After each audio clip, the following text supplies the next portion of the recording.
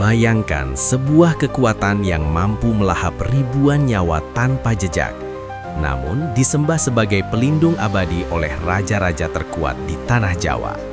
Selama ratusan tahun, Laut Selatan bukan hanya tentang ombak, tapi tentang perjanjian darah, mitos baju hijau yang mematikan, dan sosok ratu yang konon mengendalikan hidup matinya sebuah dinasti.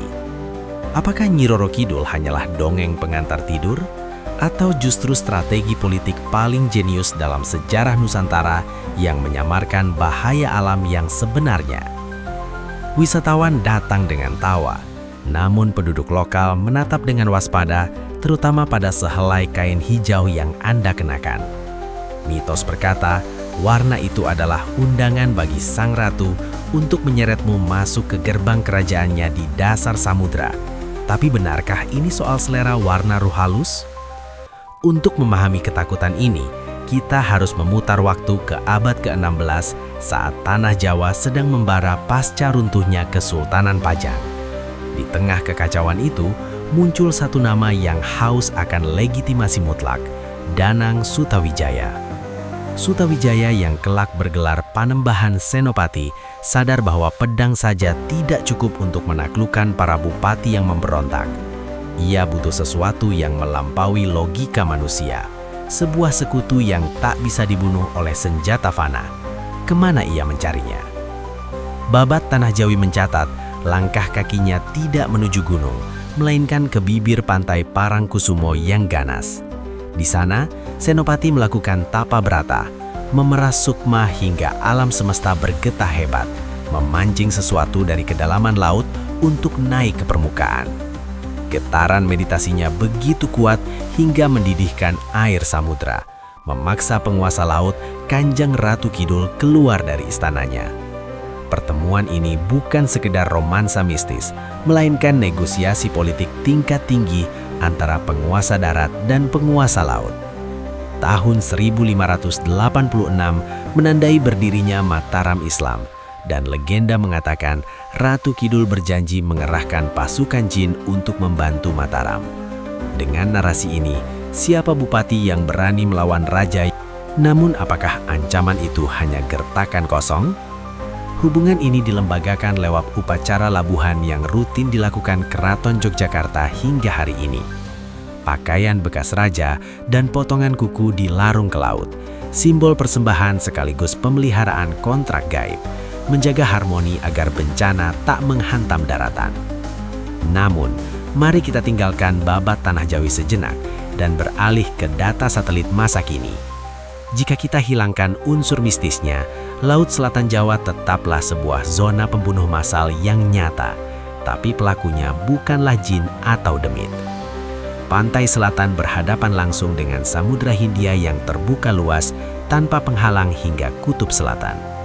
Angin yang bertiup ribuan kilometer menciptakan energi gelombang raksasa yang tak pernah tidur, siap menghantam pesisir Jawa setiap detik. Tepat di selatan pulau ini, mengapang palung Jawa sedalam lebih dari 7.000 meter, zona subduksi aktif yang memicu ombak ganas. Disinilah letak bahaya yang sesungguhnya. Kontur dasar laut yang curam menciptakan fenomena arus yang tak terlihat mata awam. Ilmuwan menyebutnya rip current atau arus pecah, sebuah aliran air balik yang sempit namun sangat kuat, bergerak dari pantai kembali ke laut. Kecepatannya bisa mencapai 2,5 meter per detik, lebih cepat dari perenang olimpiade manapun di dunia ini. Ironisnya, area rip current justru terlihat tenang tanpa ombak pecah, sebuah ilusi visual yang menipu. Wisatawan mengira itu tempat aman untuk berenang, padahal itu adalah jalan tol ekspres menuju kematian, persis seperti undangan Ratu Kidul yang memikat.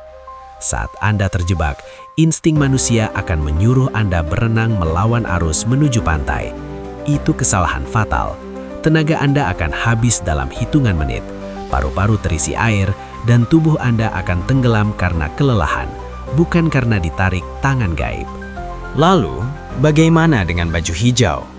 Oseanografi punya jawaban sederhana. Spektrum cahaya. Warna hijau dan biru adalah warna yang paling menyatu dengan air laut yang kaya akan fitoplankton dan sedimen pasir vulkanik.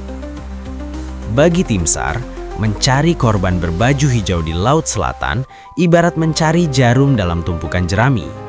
Korban bukannya diculik ke keraton gaib, tapi tubuhnya tersamar sempurna oleh lingkungan, membuat penyelamatan menjadi mustahil sebelum terlambat. Disinilah titik temu yang menakjubkan antara mitos dan sains. Apakah leluhur kita sebenarnya sudah tahu bahaya ini? Mungkinkah larangan baju hijau adalah safety protokol kuno yang dibungkus cerita horor agar dipatuhi oleh masyarakat yang belum mengenal fisika? Orang Jawa zaman dulu lebih takut pada kutukan daripada penjelasan logis. Dengan menciptakan sosok Nyi Roro Kidul yang menyukai warna hijau, Raja-Raja Jawa secara efektif melarang rakyatnya memakai warna kamuflase tersebut demi keselamatan mereka sendiri. Jadi, Panembahan Senopati tidak hanya membangun dinasti di atas tahayul, ia membangunnya di atas pemahaman mendalam tentang psikologi rakyat dan ganasnya geografi tanah airnya, menjadikan laut sebagai benteng alami yang tak tertembus. Meski sains sudah bicara, tiap tahun korban tetap berjatuhan. Rata-rata mereka adalah pendatang yang meremehkan kekuatan alam, atau mereka yang menantang mitos tanpa memahami bahaya rip currents yang mengintai di balik buih ombak. Para juru kunci Merapi dan Laut Selatan bukan sekedar dukun, mereka adalah pengamat alam tradisional. Peringatan mereka seringkali lebih akurat memprediksi bahaya daripada teknologi, karena mereka membaca tanda-tanda alam lewat bahasa mitos yang mereka pahami. Mitos Nyi Roro Kidul juga menjaga kelestarian alam. Rasa takut membuat manusia tidak sembarangan mengeksploitasi pesisir selatan, membiarkan ekosistem gumuk pasir dan karang tetap terjaga selama berabad-abad dari jamahan keserakahan industri. Hari ini, Keraton Yogyakarta tetap menjalankan ritual, sementara BMKG memasang sensor tsunami. Keduanya tidak saling membunuh, tapi berjalan beriringan. Satu menjaga warisan budaya, satu menjaga nyawa dengan data. Sains bisa menjelaskan arus, dan sejarah bisa menjelaskan politik. Tapi ada aura di Parangtritis yang tak bisa dijelaskan angka. Rasa merinding saat menatap horizon selatan itu nyata.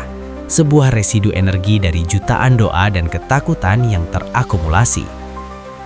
Nyi Roro Kidul telah berevolusi dari alat legitimasi politik Mataram menjadi ikon pop budaya. Namun esensinya tetap sama. Simbol kekuatan alam yang tak bisa ditaklukkan manusia, pengingat bahwa kita kecil di hadapan samudra. Kita belajar bahwa mitos tidak selalu lawan dari logika.